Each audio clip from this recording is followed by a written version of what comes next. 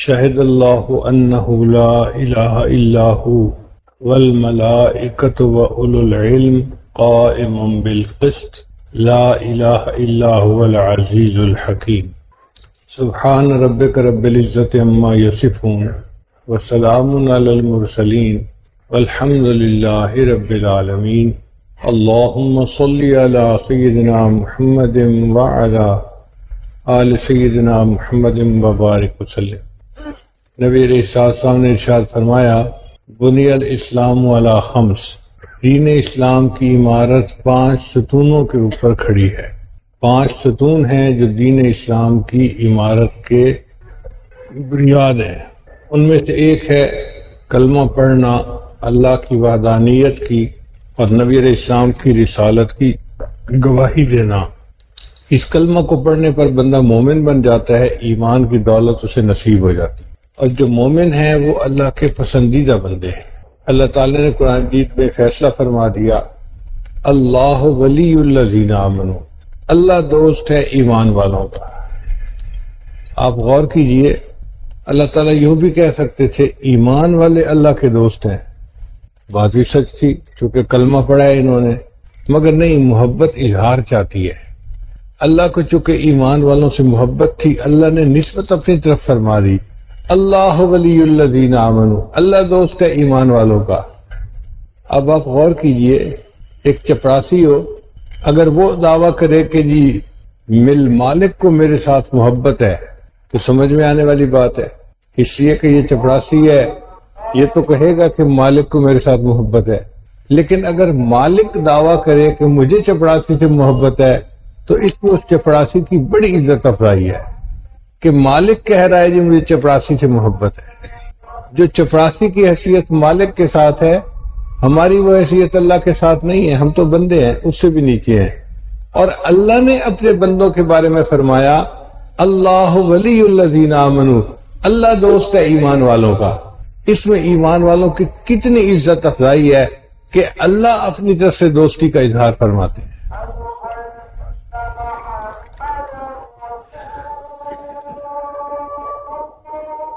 جب محبت ہوتی ہے نا تو بندہ اپنے محبوب کو جتنا مرضی دے، سمجھتا ہے میں نے تو بہت تھوڑا دیا ہے، اس کے بدلے محبوب کو چھوٹی سی چیز دے دینا تو کہتا ہے بڑا زیادہ دیا ہے اس نے، تو محبوب کی دین کو بڑا سمجھتا ہے اور اپنے دینے کو چھوٹا سمجھتا ہے۔ بائزید بستامی رحمۃ اللہ سے کسی نے سوال پوچھا کہ اللہ کو اپنے بندوں سے محبت ہے، اس کی دلیل کیا ہے؟ ان کا دیکھو، بندے کی زندگی فانی، عارضی، چھوٹی، اس میں بندہ جو اللہ کا ذکر کرتا ہے وہ محدود ہے، اور اس محدود ذکر کے لیے اللہ فرماتا ہے یا ایھا الذین آمنوا اذکروا اللہ ذکرا کثیرا۔ اللہ نے کثیر کا لفظ استعمال فرمایا، اور اللہ نے بندے کو نعمتوں سے نوازا، اتنی نعمتیں دی کہ بندہ گن بھی نہیں سکتا۔ لیکن اتنا کچھ دینے کے بعد اللہ فرماتے ہیں قل متاع الدنیا قلیل، جو اللہ نے بندے کو دیا اس کے لیے اللہ نے قلیل کا لفظ استعمال کیا، جو بندے نے اللہ کی عبادت کی اللہ نے کثیر کا لفظ استعمال کیا۔ یہ دلیل ہے کہ اللہ کو اپنے بندوں سے محبت ہے۔ تو ایمان والے اللہ تعالیٰ کے محبوب بندے، اللہ کو محبت ہے ان سے۔ دوسرا عمل ہے نماز، تیسرا ہے روزہ، چوتھا ہے زکوٰۃ، اور پانچواں ہے حج۔ مگر ان پانچوں اعمال میں ایک فرق ہے، حج ہر بندے پر فرض نہیں ہے، صرف امیر کے اوپر فرض ہے، غریب کے اوپر فرض نہیں ہے۔ من استطاع الیہ سبیلا، ہے اخراجات کرنے کے لیے مال پیسہ تو فرض ہے، ورنہ نہیں ہے۔ زکوٰۃ بھی اسی طرح ہر بندے پہ فرض نہیں ہوتی، جس کے پاس فالتو مال ہو اور اس نصاب کے اوپر 1 سال گزر چکا ہو، اس پر زکوٰۃ فرض ہے، ہر بندے پر فرض نہیں ہے، خاص بندوں پر ہے۔ روزے کا بھی معاملہ ایسا ہے کہ روزہ فرض ہے لیکن حیض و نفاس والی عورت کے اوپر فرض نہیں ہوتا، اور اسی طرح نماز کا بھی معاملہ ہے کہ نماز فرض ہے لیکن حیض و نفاس کی حالت میں عورت نماز نہیں پڑھ سکتی۔ تو باقی اعمال کبھی کرنے ہوتے ہیں، کبھی نہیں کرنے ہوتے، لیکن کلمے کی شان جدا ہے۔ کلمہ ہر عاقل بالغ مرد عورت صحت مند بیمار کے اوپر پڑھنا فرض ہے، لازم ہے۔ کوئی بندہ کسی حالت میں یہ نہیں کہہ سکتا کہ جی اب میں کلمہ نہیں پڑھ سکتا، جس حال میں بھی ہے کلمہ پڑھنا اس کے اوپر لازم ہے، اس لیے کہ یہ ایمان ہے، اور ایمان کا ہر حال میں بندے کے اوپر ہونا یہ لازم ہے۔ تو یہ چند الفاظ لا الہ الا اللہ محمد الرسول اللہ، لیکن ان چند الفاظ کے پڑھنے پر بندے کی زندگی بدل جاتی ہے۔ حدیث مبارکہ میں ہے آسمان کے سامنے ایک ستون ہے، جب کوئی بندہ کلمہ پڑھتا ہے تو وہ ستون کانپنے لگ جاتا ہے۔ اللہ تعالیٰ اس سے پوچھتے ہیں ستون تو کیوں کانپ رہا ہے؟ وہ ستون کہتا ہے اللہ ایک بندے نے کلمہ پڑھا اور ابھی تک اس کی مغفرت نہیں ہوئی، اللہ بندے کی مغفرت فرما دیتے ہیں، ستون کانپنا بند کر دیتا ہے۔ بعض روایت میں آتا ہے جب کوئی بندہ کلمہ پڑھتا ہے تو ایک فرشتہ اس کا یہ عمل لے کر عرش پر جاتا ہے کہ میں اللہ کے سامنے پیش کروں، اللہ کو خوشی ہوگی۔ جب وہ اوپر جا رہا ہوتا ہے آسمانوں پر تو آسمانوں سے ایک فرشتہ جو نیچے آ رہا ہوتا ہے اس سے ملاقات ہوتی ہے، تو یہ فرشتے آپس میں ہم کلامی کرتے ہیں۔ تو اوپر والا فرشتہ پوچھتا ہے یار تم کہاں اوپر جا رہے ہو؟ وہ کہتا ہے ایک بندے نے کلمہ پڑھا اور میں اس کا عمل لے کے اللہ تعالیٰ کو پیش کرنے کے لیے جا رہا ہوں۔ پھر یہ فرشتہ اوپر سے نیچے آنے والے فرشتے پوچھتا ہے کہ تم کہاں جا رہے ہو؟ وہ جواب دیتا ہے کہ جس بندے نے کلمہ پڑھا میں اس بندے کے لیے مغفرت کا پیغام لے کے جا رہا ہوں۔ تو کلمہ پڑھنے پر اللہ پچھلے سب گناہوں کو معاف فرما دیتے ہیں اور بندے کی ایک نئی زندگی شروع ہو جاتی ہے۔ چنانچہ مدینہ طیبہ میں ایک قبیلہ تھا بنو کلب، یہ لوگ بکریاں پالتے تھے، ہر گھر والوں کے پاس 500,000 بکریاں ہوتی تھیں۔ جب پورے قبیلے والے بکریاں نکالتے تھے تو اتنی بکریاں تھیں کہ 2 پہاڑوں کے درمیان کی جتنی زمین تھی سب بھر جایا کرتی تھی۔ اس قبیلے کا ایک امیر تھا، اس کا نام تھا دہیا، تو مشہور تھا دہیا کلبی کے نام سے، بنو کلب کی نسبت سے دہیا کلبی۔ تو بہت عقل مند سمجھدار بندہ تھا اور قبیلے والے اس سے بہت محبت کرتے تھے۔ وہ ایک مرتبہ کلمہ پڑھنے کی نیت سے نبی علیہ السلام کی خدمت میں حاضر ہوئے تو جبرائیل علیہ السلام نے آ کے نبی السلام کو خوشخبری سنائی، اے اللہ کے حبیب صلی اللہ علیہ وسلم، دہیا کلبی ایمان لانے کی نیت سے آ رہے ہیں۔ نبی علیہ السلام بہت خوش ہوئے کہ اگر امیر کلمہ پڑھ لے گا اس کا مطلب پورے قبیلے والے ہی دین کو قبول فرما لیں گے، اور نبی علیہ السلام کے لیے اس سے زیادہ خوش کی بات اور کیا ہو سکتی تھی۔ تھوڑی دیر بعد دہیا کلبی آ گئے، نبی علیہ السلام نے انہیں دیکھا تو اللہ کے حبیب سے کھڑے ہو گئے اور دہیا کلبی کے لیے چادر بچھائی اور فرمایا اذا اتاکم کریم قوم فاکرموہ، جب تمہارے پاس کسی قوم کا امیر آئے، عزت والا بندہ آئے تو اس کا اکرام کرنا ضروری ہے۔ نبی علیہ السلام نے اپنی چادر بچھائی نیچے اور فرمایا دہیا آؤ میری چادر پہ بیٹھ جاؤ، اور دہیا کلبی کے دل میں تو اللہ نے محبت پیدا کر دی تھی، انہوں نے چادر کو سمیٹا اور چادر کو بوسہ دیا، عرض کیا اے اللہ کے حبیب صلی اللہ علیہ وسلم، میں کہاں اس قابل کہ آپ کی چادر پر میں بیٹھوں، میں ویسے ہی زمین پر بیٹھ جاؤں گا، آپ نے میرا اکرام کر کے میرے اوپر بڑا احسان فرمایا۔ اور پھر بتایا کہ میں کلمہ پڑھنے کے لیے آیا ہوں، چنانچہ نبی السلام نے انہیں کلمہ پڑھایا۔ کلمہ پڑھنے کے بعد دہیا کلبی نے پوچھا اے اللہ کے حبیب صلی اللہ علیہ وسلم، میں نے اپنی زندگی میں بہت ظلم کیے ہیں، زیادتیاں کی ہیں، اونچ نیچ میری زندگی میں گزری ہے، میں ایک سخت گیر انسان تھا، تو اب آپ بتائیں کہ میں نے جو کلمہ پڑھ لیا تو میرے پچھلی زندگی کا کیا بنا؟ میرے 60 سال کی زندگی گزر گئی اور وہ انہی کاموں میں گزری، ظلم و زیادتی میں۔ تو نبی علیہ السلام نے فرمایا کہ اللہ تعالیٰ نے اس کلمہ پڑھنے کی وجہ سے تیرے 60 سال کے گناہوں کو معاف فرما دیا۔ تو وہ رو پڑے، پوچھا روتے کیوں ہو؟ اے اللہ کے حبیب سے میرا ایک گناہ اور بھی ہے جو اس سے بھی بڑا ہے، اور وہ یہ کہ مجھے اپنے قبیلے میں کسی لڑکی کا پیدا ہونا برا لگتا تھا۔ جب کسی گھر میں لڑکی کی پیدائش کی خبر ملتی تو میں خود وہاں جاتا اور اس لڑکی کو ماں باپ سے چھین کر خود زمین میں زندہ دفن کیا کرتا تھا۔ میں نے اپنی زندگی میں 70 معصوم بچیوں کو خود دفن کیا ہوا ہے۔ میرے اس گناہ کا کیا بنے گا؟ تو اتنے میں جبریل السلام آئے اور نبی علیہ السلام کو اللہ کی طرف سے پیغام دیا کہ اے میرے محبوب صلی اللہ علیہ وسلم، الاسلام یہدم ما کان قبلہ، کہ جو بندہ کلمہ پڑھتا ہے اس کی زندگی کے پہلے جو بھی گناہ ہوتے ہیں اللہ سب گناہوں کو معاف فرما دیتا ہے۔ 60 سال کے گناہ بھی معاف ہو گئے اور 70 معصوم بچیوں کو زندہ قتل کرنے کا، دفن کرنے کا گناہ بھی اللہ نے معاف فرما دیا۔ اب آپ دیکھیے یہ کلمہ کتنی عظیم دولت ہے۔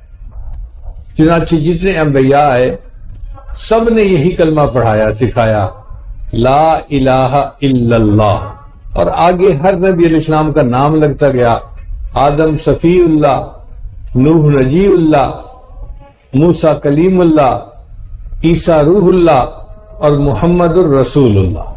تو ہمارے لیے اللہ تعالیٰ نے جو کلمہ بنایا وہ ہے لا الہ الا اللہ محمد الرسول اللہ۔ لا الہ الا اللہ میں وحدانیت ہے اور محمد الرسول اللہ میں رسالت کی گواہی ہے۔ اس کے پڑھنے پر بندے کے پچھلے سب گناہ معاف ہوتے ہیں اور بندہ اللہ کے دوستوں میں شامل ہو جاتا ہے۔ بڑی نعمت ہے۔ اس لیے جب کوئی بندہ کلمہ پڑھتا تھا تو نبی علیہ السلام کو بے حد خوشی ہوتی تھی اس کے کلمہ پڑھنے پر۔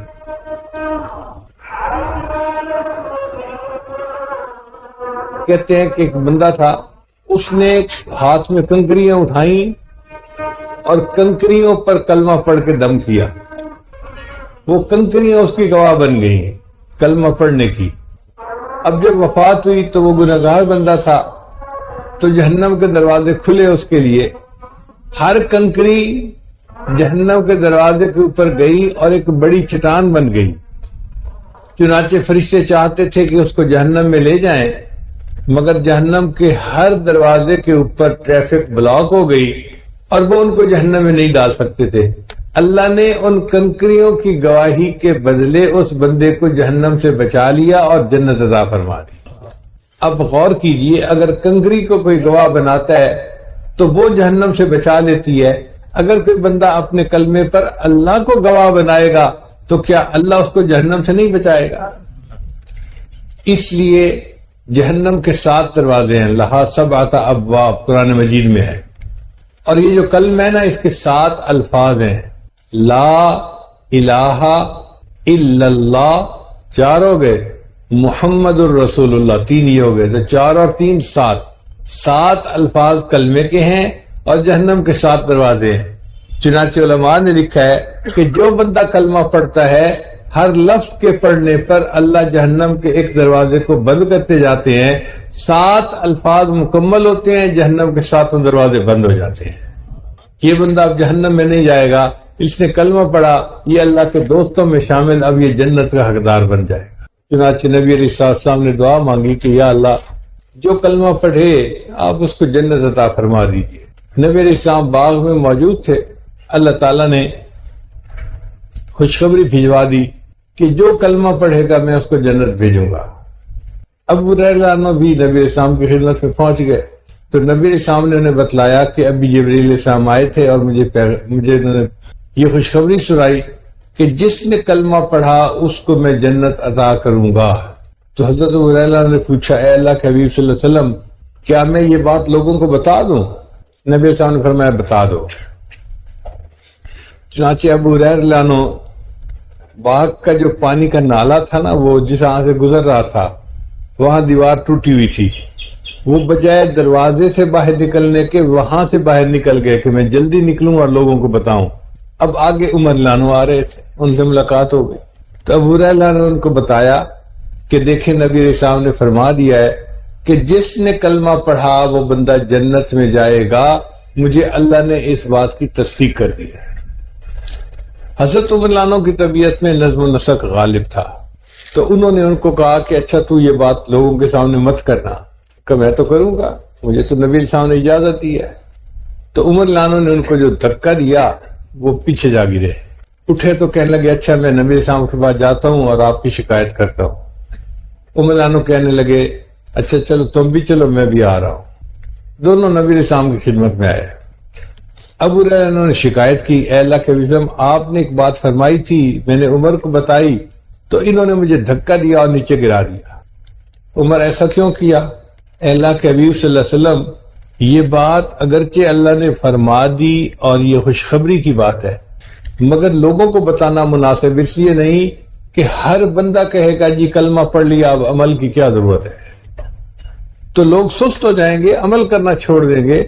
میری نظر اس پر گئی کہ لوگوں کو عمل میں سست نہیں ہونے دینا چاہیے۔ خوشخبری اللہ نے دینی تھی، دے دی، یہ اللہ کا شکر ہے۔ لوگوں کو بتانے سے لوگ کمزور ہی ہوں گے، وہ عمل میں آگے نہیں بڑھیں گے۔ تو نبی علیہ السلام نے خاموشی اختیار فرما لی۔ مگر سچی بات یہی ہے کہ جس نے کلمہ پڑھا اللہ اس کو جنت عطا فرمائیں گے، پکی بات ہے۔ قبیلہ بنو غفار کے سردار تھے، ان کا نام تھا ابو ذر غفاری۔ وہ بھی بڑے ہائی آئی کیو لیول کے بندے تھے۔ انہوں نے جب یہ بات سنی کہ جی کلمہ پڑھنے والا بندہ جنت میں جائے گا، تو انہوں نے سوچا میں خود جا کے نبی علیہ السلام سے اس کی تصدیق کرتا ہوں۔ چنانچہ نبی علیہ السلام کی خدمت میں حاضر ہوئے۔ اے اللہ کے حبیب صلی اللہ علیہ وسلم، میں نے سنا ہے کہ آپ نے فرمایا ہے کہ جس بندے نے کلمہ پڑھا وہ جنت میں جائے گا۔ نبی صلی اللہ علیہ وسلم نے فرمایا ہاں، جس نے کلمہ پڑھا وہ جنت میں جائے گا۔ انہوں نے آگے سے پوچھا ان زنا و ان سرقہ، کیا اگر اس نے زنا کیا یا چوری کی پھر بھی جنت میں جائے گا؟ نبی صلی اللہ علیہ وسلم نے فرمایا پھر بھی جنت میں جائے گا۔ انہوں نے دوسری دفعہ پھر پوچھا، نبی صلی اللہ علیہ وسلم نے دوسری دفعہ پھر یہی جواب دیا۔ انہوں نے تیسری دفعہ پوچھا، نبی صلی اللہ علیہ وسلم نے تیسری مرتبہ جواب دیا۔ پھر انہوں نے چوتھی دفعہ پوچھا تو چوتھی مرتبہ نبی صلی اللہ علیہ وسلم نے فرمایا ہاں وہ جنت میں جائے گا، اگرچہ ابو ذر کی ناک خاک آلود ہوتی رہے۔ اگرچہ ابو ذر کی ناک خاک آلود ہوتی رہے، زنا اور چوری کے باوجود کلمہ پڑھنے والے کو اللہ جنت عطا فرمائے گا۔ اس کا مطلب یہ کہ ہمیں اللہ تعالیٰ سے اپنے گناہوں کی معافی مانگنی چاہیے، مگر اپنے ایمان کے اوپر مضبوط رہنے کی ضرورت ہے۔ یہ ایمان ایک بڑی دولت ہے جو اللہ نے ہمیں عطا کی ہے۔ آج کل دجالی فتنے کا دور ہے، چھوٹی چھوٹی باتوں پہ انسان کا ایمان جو ہے نا وہ ضائع ہو جاتا ہے۔ ایسے الفاظ زبان سے کہہ دیتا ہے، ایسے کلمات کہہ دیتا ہے کہ جو کفریہ کلمے ہوتے ہیں اور انسان کا ایمان چلا جاتا ہے۔ تو ہمیں اپنے ایمان کے بارے میں بہت محتاط رہنے کی ضرورت ہے۔ یہ دولت ہے جو اللہ نے ہمیں عطا فرما دی۔ اب جان تو چلی جائے، ایمان نہیں جانا چاہیے۔ ایمان کے اوپر مضبوط رہے، حتیٰ کہ اگر کوئی ہمیں سولی چڑھا دے، کوئی ہمیں پہاڑ سے دھکا دے دے، کوئی ہمیں آگ کے اندر پھینک دے، ہم ہر مصیبت اٹھانے کے لیے تیار ہیں، مگر کلمے سے پیچھے ہٹنے کے لیے تیار نہیں۔ اس کی اہمیت کو سمجھنے کی ضرورت ہے۔ میں نے بعض دوستوں کو دیکھا ہے کہ سادہ لوگ ہوتے ہیں، ان کو سمجھ نہیں ہوتی، ماحول کی وجہ سے ایسی باتیں کر دیتے ہیں جو دین کے خلاف ہوتی ہیں، علماء کا استخفاف کرتے ہیں، ایسے اعمال کر دیتے ہیں جو کفری اعمال ہیں، ایسے کلمات کہہ دیتے ہیں جو کفری کلمات ہیں، اور ان کو پرواہ کوئی نہیں ہوتی۔ تو ایمان کی فکر کریں، اس لیے کہ یہ بہت بڑی قیمتی نعمت ہے جو اللہ تعالیٰ نے ہمیں عطا فرما دی۔ اس کی وجہ سے اللہ دنیا میں بھی ہمیں برکتیں دے گا اور آخرت میں بھی ہمارے ساتھ خیر کا معاملہ فرمائے گا۔ چنانچہ علماء نے لکھا ہے کہ 2 مواقع قیامت کے دن ایسے آئیں گے کہ ان مواقع پر کفار اس بات کی حسرت کریں گے کاش ہم نے بھی کلمہ پڑھا ہوتا۔ ایک موقع تو آئے گا کہ اللہ تعالیٰ فرشتوں کو کہیں گے کہ میرے بندوں کا حساب لو حقوق العباد کا، تو حقوق العباد کا حساب کتاب ہو جائے گا۔ فرشتے کہیں گے یا اللہ ہم نے حقوق العباد کا حساب لے لیا، اب کوئی ایسا بندہ نہیں بچا جس کے ذمہ بندے کا حق باقی ہو، صرف اللہ کے حق کا معاملہ رہ گیا۔ اللہ فرمائیں گے اچھا اگر بندوں کے حقوق کا فیصلہ تم نے کر لیا، اب میرا حق رہ گیا، تو مجھے اپنے بندوں سے اپنے حق کا حساب مانگتے ہوئے حیا آتی ہے۔ میرے ان سب بندوں سے کہہ دو جنہوں نے کلمہ پڑھا کہ یہ سارے کے سارے جنت میں چلے جائیں۔ ربما یود الذین کفروا لو کانوا مسلمین، یہ وہ وقت ہوگا کہ جب کافر لوگ حسرت سے کہیں گے کاش ہم نے بھی دنیا میں یہ کلمہ پڑھا ہوتا۔ اور دوسرا موقع آئے گا، اس کے بارے میں قاری طیب رحمۃ اللہ لکھتے ہیں کہ جو گناہگار مومن ہوں گے وہ جہنم میں جلیں گے، کافی عرصہ جلتے رہیں گے، حتیٰ کہ ایک وقت آئے گا کہ موت کو ایک دمبے کی شکل میں پیش کیا جائے گا اور یحییٰ علیہ السلام اس دمبے کو ذبح کر دیں گے. پھر اس کے بعد کسی کو موت نہیں آئے گی، موت ختم، جو ہوگا ہمیشہ رہے گا. مگر یہ جو گناہگار ہوں گے یہ جہنم میں جلتے رہیں گے، جل جل کے کوئلے بن جائیں گے. ایک وقت ایسا آئے گا کہ ان مسلمانوں، گناہگار مسلمانوں اور کافروں کے درمیان اللہ تعالیٰ جو آگ ہوگی نا اس کو شیشے کی طرح بنا دیں گے، یعنی ایک دوسرے کو دیکھ سکیں گے. جب کافر دیکھیں گے تو کافر ان کو تانا دیں گے، وہ تم تو کلمہ پڑھتے تھے اور رب کا نام لیتے تھے، تم بھی جہنم میں جل رہے ہو ہماری طرح، تمہارا کلمہ تمہیں کیا کام آیا. جب وہ ان کو کلمے کا تانا دیں گے نا تو پھر یہ جہنمی اللہ کی بارگاہ میں فریاد کریں گے. اللہ تعالیٰ جبریل علیہ السلام کو بھیجیں گے، جاؤ پوچھو میرے بندے کیا کہتے ہیں. جبریل علیہ السلام ان سے آ کر پوچھیں گے کہ بھئی تم لوگ کیا کہہ رہے ہو. وہ کہیں گے کہ ہم بھی آگ میں جل رہے ہیں اور مشرک کافر بھی آگ میں جل رہے ہیں، اور وہ ہمیں تانا دیتے ہیں کہ تمہاری توحید تمہیں کیا کام آئی، تم نے اگر جہنم میں جلنا تھا. ہم مانتے ہیں ہم گناہگار تھے لیکن ہم سے یہ تانے برداشت نہیں ہوتے.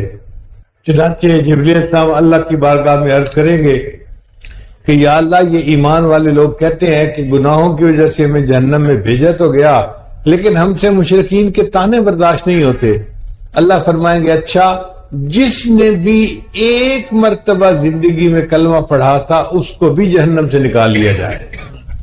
جب اللہ یہ فرمائیں گے یہ دوسرا موقع ہوگا جب کفار دوبارہ حسرت سے کہیں گے کاش کہ ہم نے بھی دنیا میں کلمہ پڑھا ہوا تھا. یہ ایک مرتبہ کلمہ پڑھنا کوئی چھوٹی سی بات نہیں ہے، یہ بہت بڑی اللہ کی نعمت ہے، اور اللہ نے اپنی رحمت سے ہمیں یہ عطا فرما دی. اب ہم اللہ کے دوستوں میں شامل ہیں، ایمان والوں میں شامل ہیں، نبی علیہ السلام کے ایمان لانے والے امتیوں میں شامل ہیں. یہ بہت بڑی ہماری جو ہے سعادت ہے. اس کا احساس دل میں رکھنا چاہیے اور دل میں اس کا اکرام ہونا چاہیے تاکہ اللہ تعالی ہمارے ایمان کی حفاظت فرمائے. اور ہمیں کلمہ کثرت کے ساتھ پڑھنا چاہیے. یہ کلمہ جو ہے نا لا الہ الا اللہ، اس کے پڑھنے کا اپنا ایک لطف ہے، لیکن بہت سارے نوجوان اس لطف سے ناواقف ہیں. جن کو یہ لطف آتا ہے ان کا دل چاہتا ہے کہ وہ ہزاروں مرتبہ یہ کلمہ پڑھتے رہیں. ایک مرتبہ مجھے ملتان سے جھنگ کا سفر کرنا تھا. میری عمر اس وقت 15-16 سال ہوگی. ایک لڑکا تھا میں کالج یونیورسٹی میں پڑھنے والا.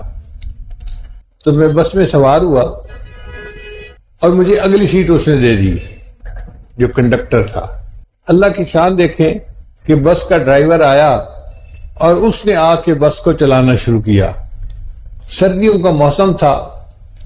جیسے ہی اس نے بس چلانی شروع کی نا تو اس نے لا الہ الا اللہ، لا الہ الا اللہ، لا الہ الا اللہ پڑھنا شروع کیا.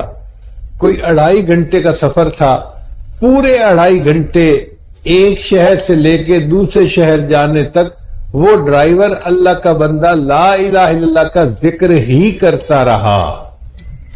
اب آپ بتائیے اللہ کے ایسے بھی بندے ہیں جو گھنٹوں لا الہ الا اللہ پڑھتے ہیں اور ان کو مزہ آتا ہے، اور وہ ڈرائیور ایسے ذکر کر رہا تھا جیسے بڑا ترنگ میں کوئی بندہ ہوتا ہے نا. اور سردی کا موسم تھا، سواریاں اپنی جگہ تھی اور وہ کلمے کا ذکر بھی کر رہا ہے اور اس نے ہمیں ایک شہر سے دوسرے شہر بھی پہنچا دیا. تو جن کو ذکر کا مزہ آتا ہے وہ ہزاروں مرتبہ ذکر کرتے ہیں تو پھر ان کا مزہ ابھی بھی پورا نہیں ہوتا. آپ سوچئے کہ جس زبان نے اپنی زندگی میں ہزاروں مرتبہ کلمہ پڑھا ہوگا، یہ کیسے ممکن ہے کہ موت کے وقت وہ کلمہ بھول جائے؟ یہ پاسبل ہے؟ نہیں، ہو ہی نہیں سکتا. موت کے وقت اللہ اس کو کلمہ یاد دلا دیتے ہیں. حدیث مبارکہ میں آتا ہے من کان آخر کلام ہی لا الہ الا اللہ داخل الجنہ. جس بندے کا آخری کلام دنیا میں لا الہ الا اللہ ہوگا وہ جنت میں داخل کر دیا جائے گا. چنانچہ تفسیر کبیر میں لکھا ہے کہ اللہ تعالیٰ نے ملک الموت کے ماتھے کے اوپر کلمہ لکھوا دیا. دجال کے ماتھے کے اوپر اللہ نے کافر کافارا کافر لکھوا دیا کہ مومن اس کو دیکھے تو فوراً پہچان لے کہ یہ دجال ہے، یہ کافر ہے۔ اور اللہ نے ملک الموت کے ماتھے کے اوپر کلمہ لکھوا دیا۔ کیوں؟ کہ جب ملک الموت کسی بھی مومن کی روح کو قبض کرنے کے لیے جائے اور مومن ملک الموت کو دیکھے تو اس کے ماتھے کو دیکھ کے، کلمہ لکھا دیکھ کے، اس کو خود بخود کلمہ یاد آ جائے اور وہ کلمہ پڑھ کے ایمان کی سلامتی کے ساتھ دنیا سے رخصت ہو جائے۔ اب لا الہ الا اللہ محمد رسول اللہ، اس کے بارے میں کچھ اور باتیں بھی سن لیجئے۔ لا الہ الا اللہ یہ وحدانیت کی تصدیق ہے، اور محمد الرسول اللہ یہ رسالت کی تصدیق ہے۔ لا الہ الا اللہ کا تعلق روحانی دنیا کے ساتھ ہے، اور محمد الرسول اللہ کا تعلق جسمانی دنیا کے ساتھ ہے۔ لا الہ الا اللہ سے انسان کا یقین مضبوط ہوتا ہے، اور محمد الرسول اللہ سے انسان کا عمل مضبوط ہوتا ہے۔ لا الہ الا اللہ انسان کا مقصد زندگی ہے، اور محمد الرسول اللہ انسان کا طرز زندگی ہے۔ لا الہ الا اللہ کو کوئی دکھانا چاہے تو دکھا نہیں سکتا، اور محمد الرسول اللہ کو کوئی چھپانا چاہے تو چھپا نہیں سکتا۔ لا الہ الا اللہ فنا کا سفر ہے، جو لا الہ الا اللہ کا ذکر کثرت سے کرتا ہے اس کو فنا فی اللہ کا مقام نصیب ہوتا ہے، اور محمد الرسول اللہ یہ بقا کا سفر ہے۔ لا الہ الا اللہ درخت کی مانند ہے، جیسے جڑ ہوتی ہے درخت کی، اور محمد الرسول اللہ اس کی شاخوں اور پھل کی مانند ہے۔ لا الہ الا اللہ کی مثال پاسپورٹ کی مانند ہے، اور محمد الرسول اللہ کی مثال اس پاسپورٹ پر لگے ہوئے جنت کے ویزے کی مانند ہے۔ لا الہ الا اللہ اللہ کو ماننا ہے، اور محمد الرسول اللہ اللہ کی ماننے کو کہتے ہیں۔ لا الہ الا اللہ میں اللہ کی شان کبریائی ہے، اور محمد الرسول اللہ میں نبی علیہ السلام کی شان دل ربائی ہے۔ اس لیے یہ لا الہ الا اللہ محمد الرسول اللہ یہ عجیب کلمہ ہے کہ جو بندے کو ایمان عطا کر دیتا ہے۔ حضرت موسیٰ علیہ السلام نے ایک مرتبہ عرض کیا، یا اللہ میں آپ کا کلیم ہوں، آپ میرے اوپر مہربانی فرمائے، مجھے کوئی خاص تحفہ عطا کریں۔ اللہ نے فرمایا، میرے پیارے موسیٰ علیہ السلام لا الہ الا اللہ پڑھا کرو۔ عرض کیا، یا اللہ یہ تو سب ہی پڑھتے ہیں، میں بھی یہی پڑھوں؟ اللہ نے فرمایا، میرے کلیم یہ کلمہ اتنا عظیم ہے کہ اگر 14 طبق کو ایک پلڑے میں رکھ دیا جائے اور کلمے کو دوسرے پلڑے میں رکھ دیا جائے تو کلمے والا پلڑا جھک جائے گا۔ علماء نے اس کا جواب دیا ہے کہ کلمہ اصل ہے اور 14 طبق اس کا ذل ہے، سایہ ہے، اور سایہ جو ہے نا وہ اپنی اصل سے ہلکا ہوتا ہے، اس لیے کلمے سے 14 طبق ہلکے ہیں، کلمہ بھاری ہے۔ حدیث مبارکہ میں ہے قیامت کے دن ایک بندے کو پیش کیا جائے گا جس کے 99 دفتر گناہوں کے ہوں گے، یعنی جیسے آپ ایک لکھنا شروع کریں کوئی چیز تو 99 رجسٹر بھر جائیں، اس بندے کے گناہ اتنے ہوں گے کہ 99 رجسٹر گناہوں کے بھر جائیں گے، اس کو 99 دفتر کہا گیا حدیث میں۔ اب ان کو ایک پلڑے میں رکھا جائے گا اور دوسرے پلڑے میں اس کی نیکیوں کو رکھا جائے گا، تو نیکیاں تھوڑی ہوں گی اور گناہ زیادہ ہوں گے، تو وہ بندہ گھبرائے گا کہ میری نیکیاں تھوڑی گناہ زیادہ، اب تو مجھے جہنم میں پھینکا جائے گا۔ اتنے میں ایک فرشتہ کہے گا کہ تیرا ایک عمل ابھی باقی ہے، چنانچہ کاغذ کی ایک چھوٹی سی پرچی ہوگی، اس کو عربی میں بطاقہ کہتے ہیں، وہ چھوٹی سی پرچی فرشتہ اس کے نیکیوں کے نام اعمال میں ڈالے گا۔ جب نیکیوں کے پلڑے میں ڈالے گا تو وہ اتنی بھاری ہوگی کہ 99 دفتر گناہوں کے ہلکے ہو جائیں گے اور نیکیوں کا پلڑا بھاری ہو جائے گا، اللہ اس کو جنت عطا فرما دے گا۔ علماء نے اس کا جواب دیا ہے کہ اس میں کلمہ لکھا ہوا ہوگا، اور کلمے میں چونکہ اللہ کا نام آتا ہے اور اللہ کے نام سے کوئی چیز بھاری نہیں ہو سکتی، اس لیے یہ کاغذ کی چھوٹی سی پرچی نیکیوں کے پلڑے کو بھاری بنا دے گی اور اس بندے کو جنت پہنچا دے گی۔ حضرت شاہ اسماعیل شہید رحمت اللہ علیہ نے اپنی کتاب میں لکھا ہے کہ دنیا میں بڑے بڑے نافرمان گزرے ہیں، جیسے فرعون، قارون، حامان، یہ بڑے بڑے نافرمان تھے۔ وہ فرماتے ہیں کہ یہ جو دنیا میں بڑے بڑے نافرمان گزرے ہیں، اگر یہ کلمہ پڑھتے تو ان کے لیے بھی اللہ تعالی بخشش کا معاملہ فرما دیتے۔ اتنے بڑے بڑے گناہگاروں کو بھی بخشش ملنی ممکن تھی اگر وہ کلمہ پڑھ لیتے۔ اور امام ربانی مجدد ثانی رحمۃ اللہ علیہ نے تو ایک عجیب بات لکھی ہے مکتوبات میں، پڑھ کے حیران ہو جاتا ہے۔ انہوں نے لکھا ہے کہ اگر ایک مرتبہ کلمہ پڑھنے پر، توجہ کے ساتھ بات سنیے گا، اگر ایک مرتبہ کلمہ پڑھنے پر اللہ ساری مخلوق کے گناہوں کو معاف کر دے تو اس کی بھی گنجائش موجود ہے۔ ایک مرتبہ کلمہ پڑھنے پر اللہ ساری مخلوق کے گناہوں کو معاف کر دے تو اس کی بھی گنجائش موجود ہے۔ یہ کلمہ اتنی بڑی نعمت ہے۔ ابن عطاء اللہ اسکندری رحمۃ اللہ علیہ فرماتے ہیں کہ بعض سالکین ذکر کرتے ہیں تو ان کو جمعیت نہیں ملتی، غفلت ہوتی ہے، وساوس آتے ہیں، تو پھر شیطان دل میں ڈالتا ہے اس ذکر کا کیا فائدہ، تو وہ ذکر کرنا ہی چھوڑ دیتے ہیں۔ تو اس پر انہوں نے فرمایا کہ ذکر کے دوران اگر غفلت ہو جائے تو یہ کمزوری ہے، اور ذکر کرنے ہی سے غفلت کا ہو جانا یہ زیادہ برا ہے۔ ابھی تو ہم ذکر میں بیٹھے ہیں نا، جمعیت نہیں ہے، لیکن شیطان کہتا ہے ایسے ذکر کا کیا فائدہ۔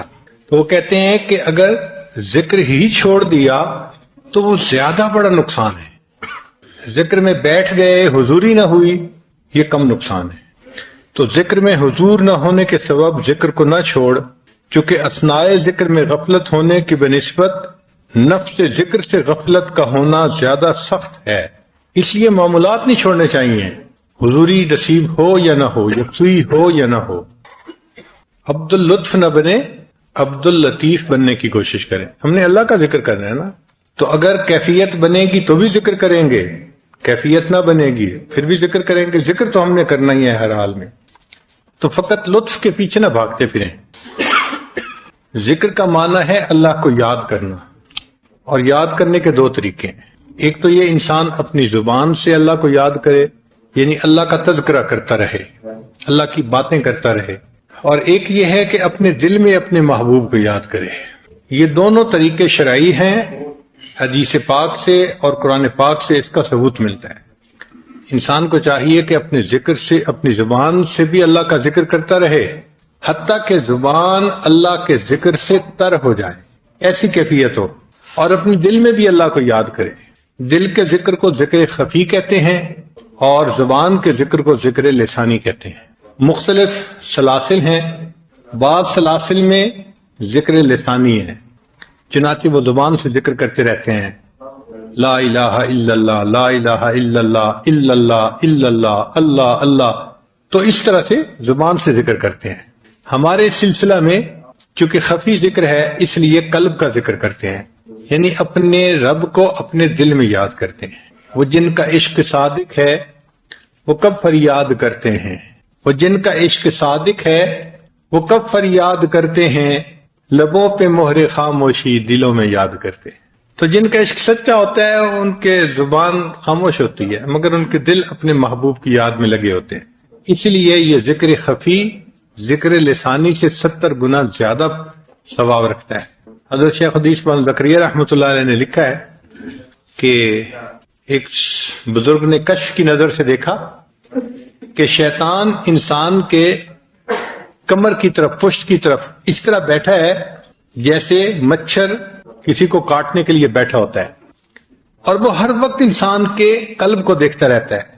اگر قلب کو ذاکر پاتا ہے تو قلب میں وساوس نہیں ڈال سکتا، اور جب دیکھتا ہے کہ قلب غافل ہے تو فوراً اس میں غفلت کا انجیکشن لگا دیتا ہے اور بندے کو وسوسے آنے شروع ہو جاتے ہیں۔ تو غفلت کا علاج ذکر ہے، اور غفلت سے بچنا ہمارے اوپر لازم ہے، فرض ہے۔ اللہ تعالیٰ ارشاد فرماتے ہیں وَلَا تَكُن مِّنَ الْغَافِلِينَ، کہ آپ غافلوں میں سے نہ ہوں۔ تو جب اللہ نے فرما دیا کہ غافلوں میں سے نہیں ہونا تو ہمارے اوپر لازم ہو گیا کہ ہم غفلت سے بچیں۔ ہمارے مشائخ نے تو اس پر اتنی محنت کی کہ انہوں نے فرمایا جو دم غافل سو دم کافر، جو لمحہ غفلت میں گزر گیا یوں سمجھو کہ وہ لمحہ کفر کی حالت میں گزر گیا۔ ایک لمحہ بھی اللہ سے غافل نہیں ہونا، اور یہ چیز حاصل ہو سکتی ہے۔ انسان اللہ کا ذکر کثرت سے کرتا رہے تو ایسا جماؤ آ جاتا ہے کہ دل ہر وقت اللہ تعالیٰ کی یاد ہی میں لگا رہتا ہے، ایک لمحہ بھی غافل نہیں ہوتا۔ ذکر کا ذرا مفہوم سمجھ لیں۔ ایک مفہوم تو یہ ہے اللہ کو یاد کرنا، یہ ذکر کا معنی ہے، اور دوسرا ہر وہ کام جو نیکی کا ہے اس کو کرتے ہوئے انسان ذاکر ہوتا ہے، غافل نہیں ہوتا۔ چنانچہ حضرت عمر رضی اللہ عنہ فرمایا کرتے تھے کل مطیع للہ فہو ذاکر، ہر بندہ جو اللہ کا مطیع ہوتا ہے اس اطاعت کی حالت میں وہ ذاکر ہوتا ہے، وہ غافل نہیں ہوتا۔ تو بھلے اس کی زبان پہ اللہ اللہ کا لفظ جاری نہیں ہے، مگر چونکہ اللہ تعالیٰ کی اطاعت میں لگا ہوا ہے لہذا وہ اس کو ذکر کا مقصود حاصل ہے۔ سیدنا عمر رضی اللہ عنہ فرمایا کرتے تھے افضل الذکر ذکر عندما حرم اللہ، کہ افضل ذکر وہ ہے کہ جب تمہارے سامنے کوئی گناہ کا موقع پیش آئے تمہیں اس وقت خدا یاد آئے اور اللہ سے انسان ڈر جائے اور گناہوں سے بچ جائے۔ اگر گناہ کے موقع پہ انسان کو اللہ یاد نہیں آتا تو پھر باقی تسبیح پڑھنے کا کیا فائدہ ہوا؟ تو مقصود تو یہ ہے کہ اللہ کی یاد ایسی آ جائے دل میں کہ گناہ کا موقع آئے تو انسان کا دھیان اللہ کی طرف چلا جائے اور انسان اس گناہ سے بچ جائے۔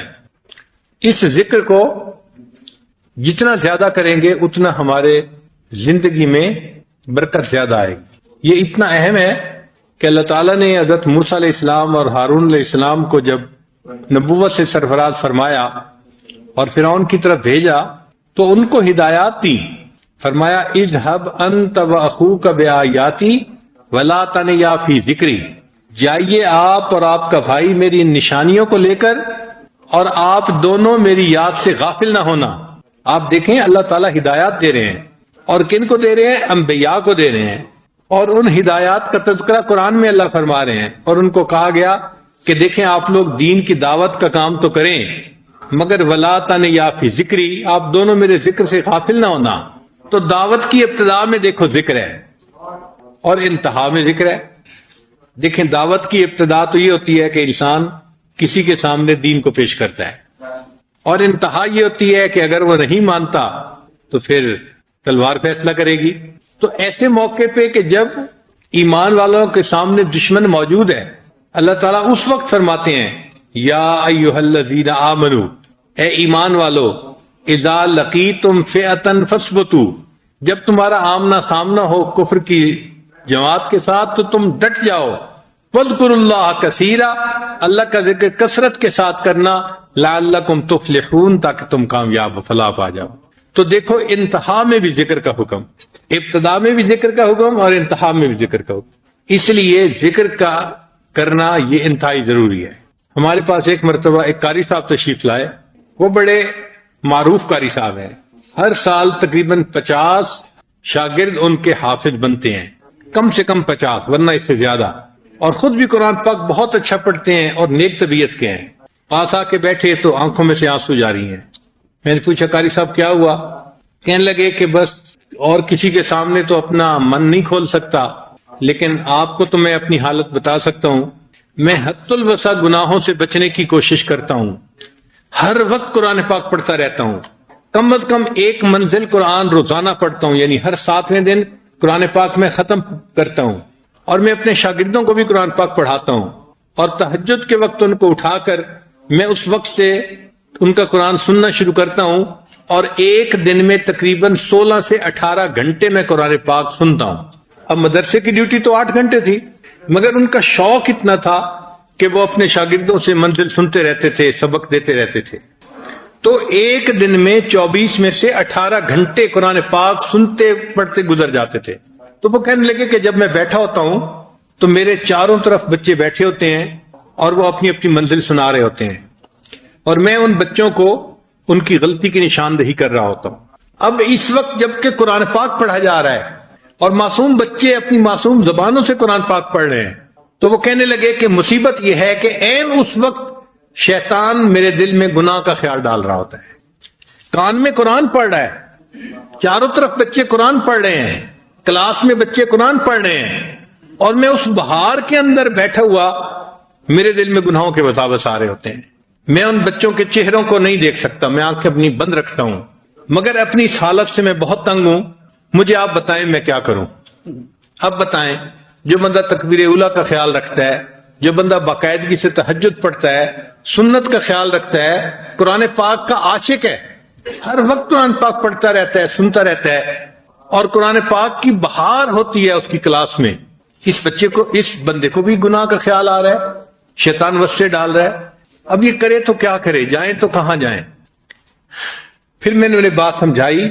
میں نے کہا دیکھیں، قرآن پاک کے نور کے اترنے میں کوئی شک نہیں ہے. قرآن پاک میں اللہ فرماتے ہیں وَإِذَا قُرِئَ الْقُرْآنُ فَاسْتَمِعُوا لَهُ وَأَنصِتُوا لَعَلَّكُمْ تُرْحَمُونَ، کہ جب قرآن پڑھا جائے تم خاموش رہو، غور سے سنو تاکہ تم پر رحمتیں نازل ہوں.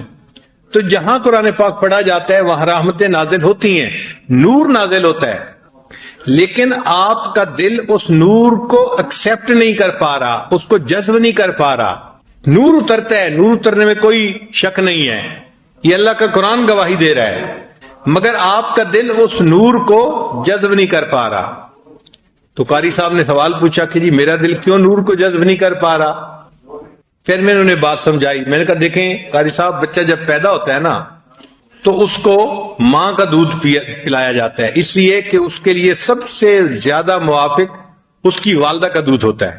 اور اگر فرض کرو کہ والدہ کا دودھ نہ ہو یا کم ہو تو پھر اس کے لیے اس بچے کو بکری کا دودھ پلا دیتے ہیں یا گائے کا دودھ پانی ملا کے پتلا کر کے پلا دیتے ہیں، تو بچہ اس کو بھی جذب کر لیتا ہے. پھر جب بچہ بڑا ہو جاتا ہے، جوان ہو جاتا ہے، تو پھر اتنا قوی ہو جاتا ہے کہ اب اس کو بھینس کا دودھ بھی پلا دیں تو وہ اس کو بھی ہضم کر لیتا ہے. لیکن اگر پیدا ہونے والے بچے کو بھینس کا دودھ پلائیں گے تو اس کا ہاضمہ خراب ہو جائے گا اور وہ ہسپتال پہنچ جائے گا، اس لیے کہ اس کا ہاضمے کا نظام اتنا کمزور ہے کہ وہ ثقیل دودھ کو برداشت ہی نہیں کر سکتا. اور بھینس کا دودھ چونکہ اس میں مکھن زیادہ ہوتا ہے تو وہ ثقیل ہوتا ہے، اور گائے کا دودھ جو ہے یا بکری کا یہ لطیف ہوتا ہے. میں نے پوچھا یہ بات سمجھ آ گئی؟ کہنے لگے ہاں سمجھ آ گئی. میں نے کہا اب دیکھیں کہ جو قرآن پاک کا نور ہے یہ اترتا ہے یقیناً جب قرآن پاک پڑھا جاتا ہے، مگر اس نور کے اندر ثقل ہے، بھاری ہے. انا سنلقی علیک قولا ثقیلا، یہ قول ثقیل ہے. تو ثقل کی وجہ سے ہر بندے کا دل اس نور کو جذب نہیں کر پاتا. نور اترتا ہے مگر دل میں اتنی کیپیبلٹی نہیں ہوتی کہ اس کو جذب کر لے، تو دل فائدہ نہیں اٹھاتا. ہاں دل شروع میں ذکر کے نور سے فائدہ اٹھا لیتا ہے، چونکہ ذکر کا جو نور ہے وہ لطیف ہے.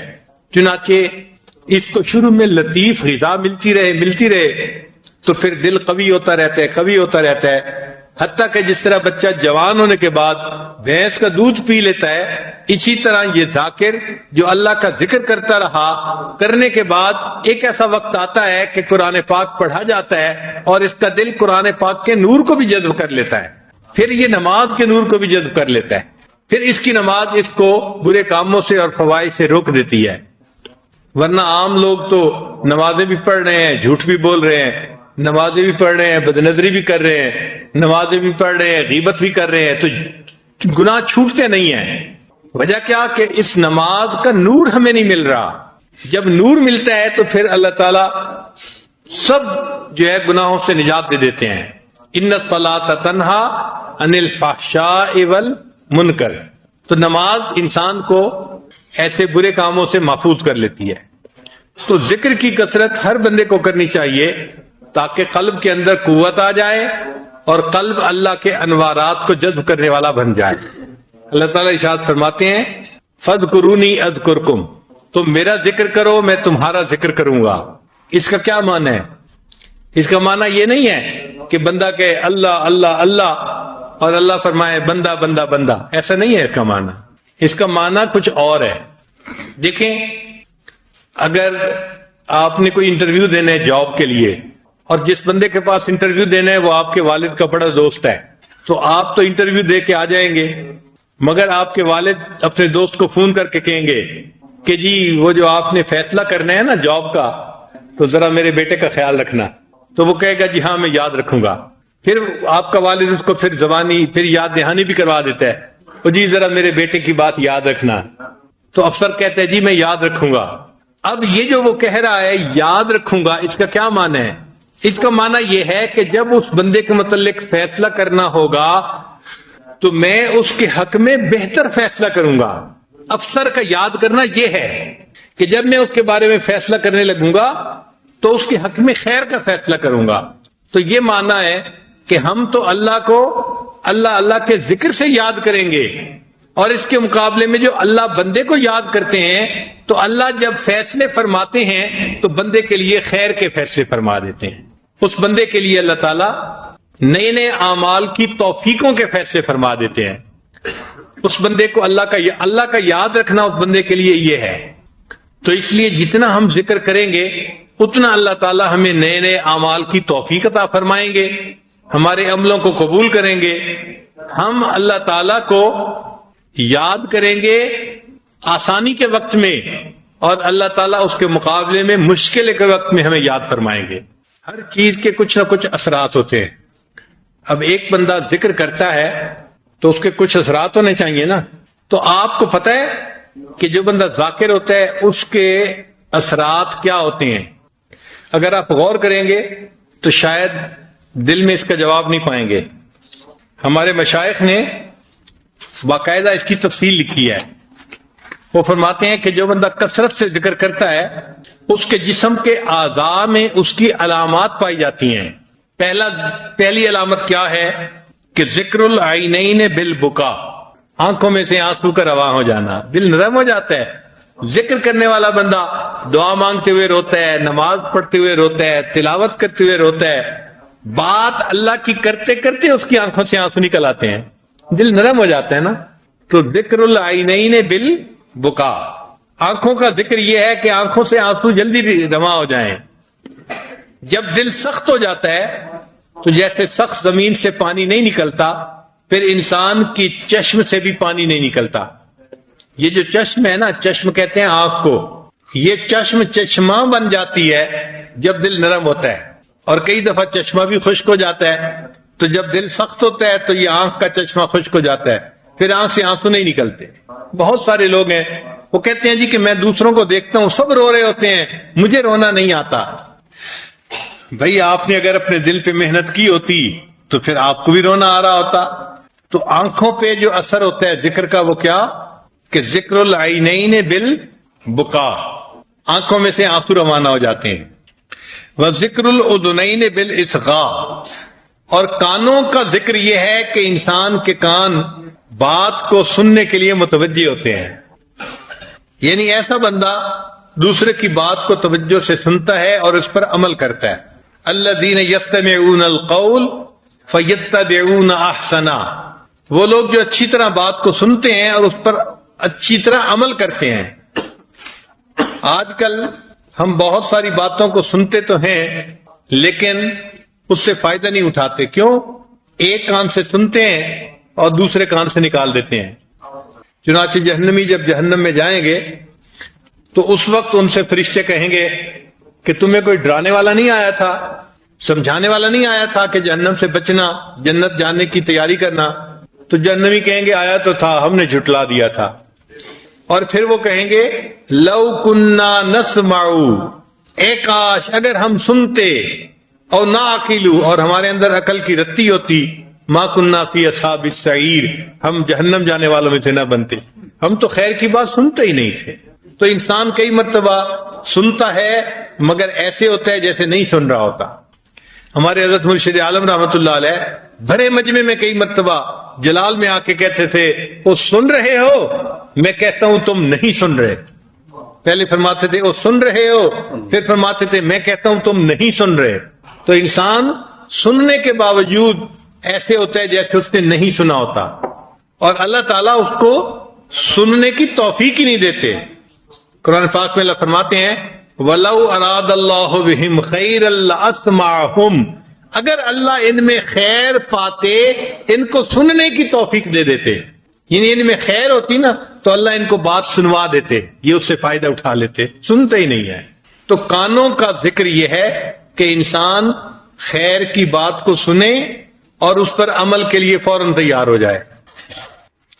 پھر فرمایا وَذِكْرُ اللِّسَانِ بِالثَّنَاءِ، کہ زبان کا ذکر اللہ تعالیٰ کی ثنا ہے. جس بندے کے دل میں اللہ کی محبت ہوگی تو اس کی تو زبان پہ ہر وقت اللہ ہی کی باتوں کا تذکرہ رہے گا نا، اللہ کی باتیں کرتا رہے گا.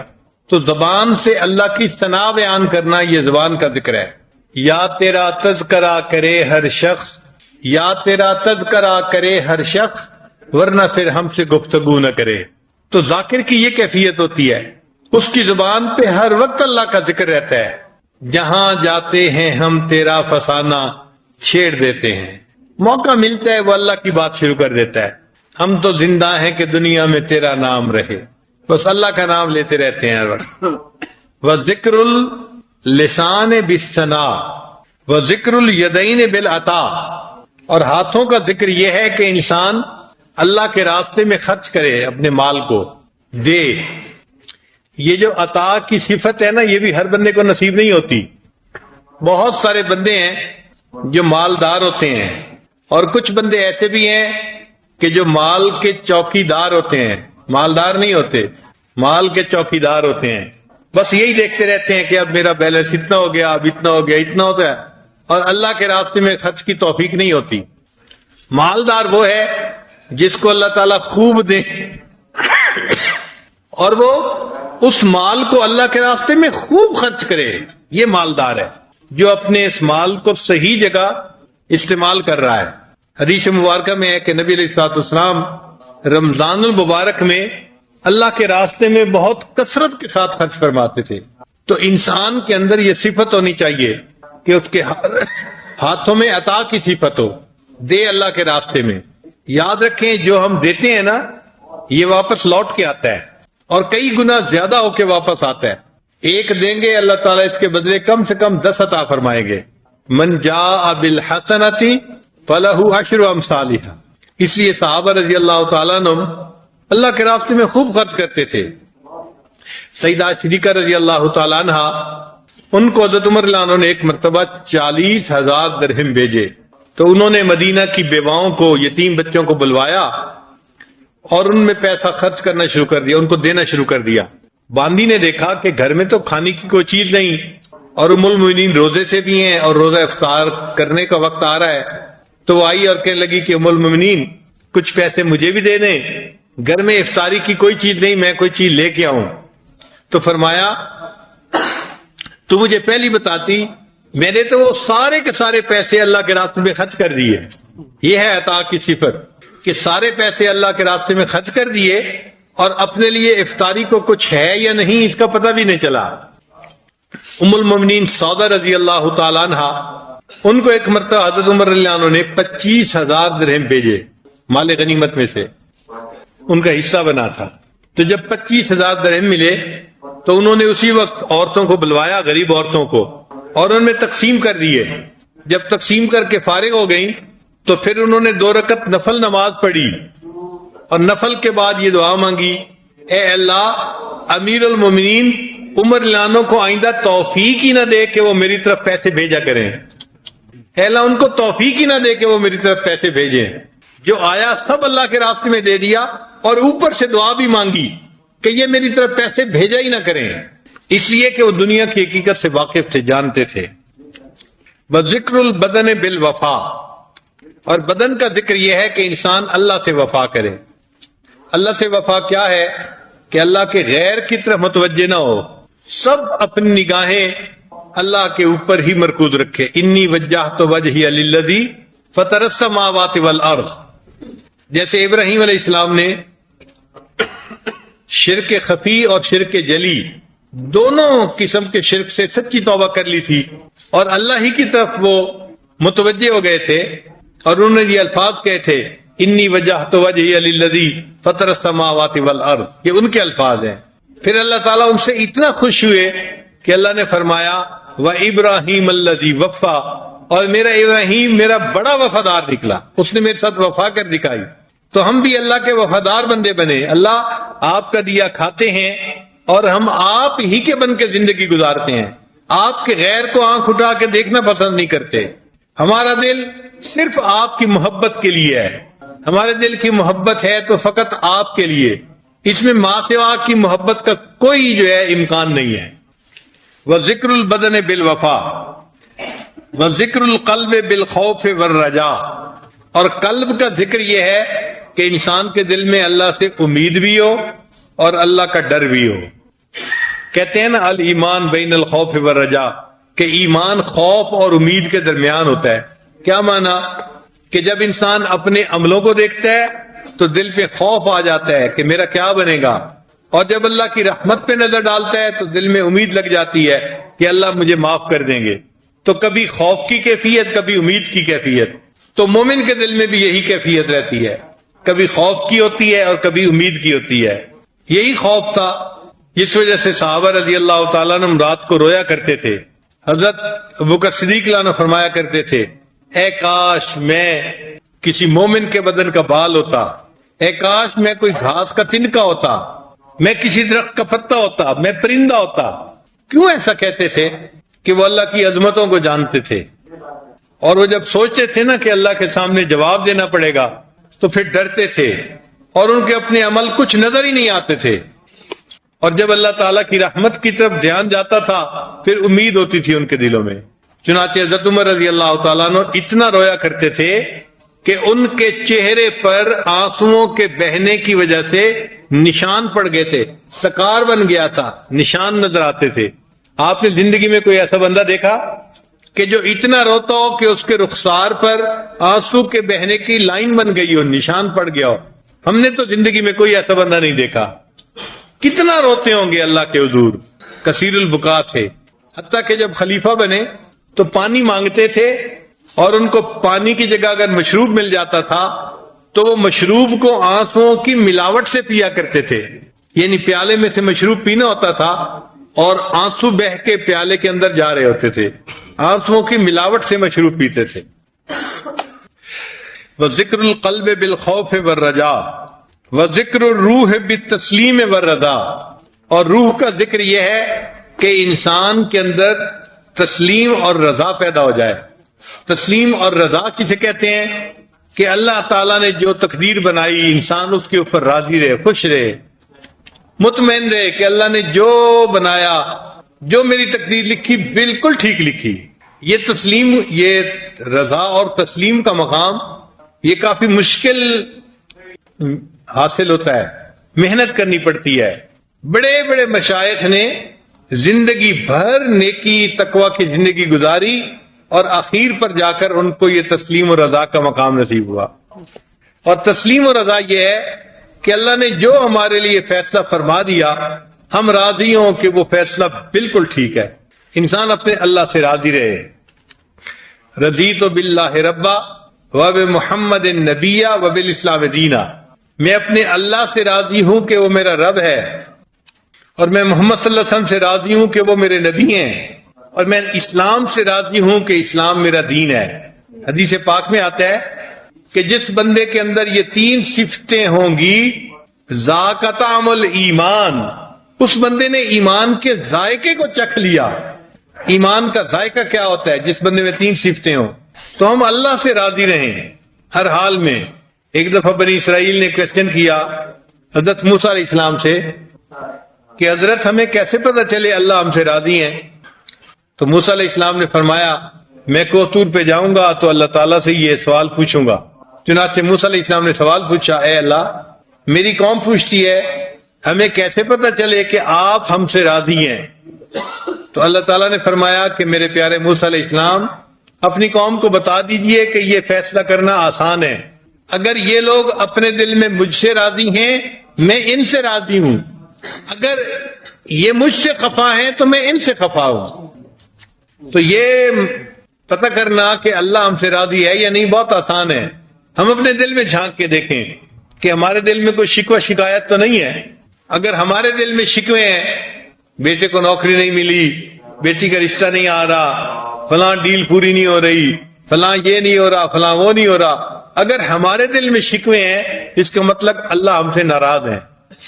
اور اگر ہمارا دل پرسکون ہے کہ جی اللہ نے جو کیا ہے میں اپنے اللہ سے راضی ہوں، میں اپنے اللہ سے خوش ہوں، تو اس کا مطلب یہ کہ اللہ ہم سے خوش ہیں۔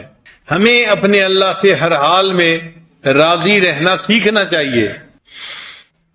لطف سجن دم بدم، کہرے سجن گاہ گاہ، کہ سجن کا یار کا لطف تو ہر وقت ہے اور یار کی ناراضگی وہ کبھی کبھی. لطف سجن دم بدم، کہرے سجن گاہ گاہ، ای بھی سجن واہ واہ، او بھی سجن واہ واہ. اے میرے مالک، میں ایسے بھی آپ سے راضی، میں ایسے بھی آپ سے راضی. تو ہم اپنے اللہ سے ہر حال میں راضی رہیں. کسی شاعر نے کہا نہ تو ہجر ہے اچھا نہ وصال اچھا ہے، نہ تو ہجر ہے اچھا نہ وصال اچھا ہے، یار جس حال میں رکھے وہی حال اچھا ہے. اللہ جس حال میں بندے کو رکھے، بندہ یہی سمجھے کہ میں اسی حال میں سب سے زیادہ بہتر ہوں. تو ہم اپنے اللہ سے راضی رہنا سیکھیں. تو ذکر کی یہ علامتیں ہیں، ہم اپنے اندر ان علامتوں کو ڈھونڈیں. اگر ہماری آنکھوں میں بکا ہے، اگر ہماری زبان پہ اللہ کی ثنا ہے، اگر ہمارے ہاتھوں میں